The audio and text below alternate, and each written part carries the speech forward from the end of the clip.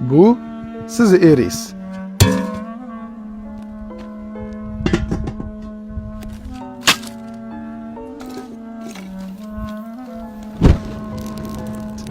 Buni qozonga quyamiz.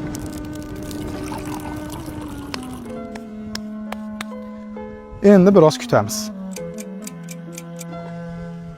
Mana suvimiz ham qaynab chiqdi. Endi unga qaraymiz. Ko'ryapmizki, bu imkonsiz. Endi biroz bu suv sovishini kutamiz. Suvimiz sovidi. Endi bunga yana qaytadan qaraymiz. Ana endi suvda o'zimizni ko'rdik. Nima demoqchiman? Eringizni jahli chiqib qaynab turganida unda o'zingizni ko'rishga, u uchun kim ekanligingizni bilishga harakat qilmang.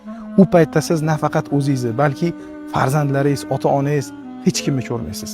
Sovishini kuting. Sovigandan keyin esa boshqatdan qarab ko'ring.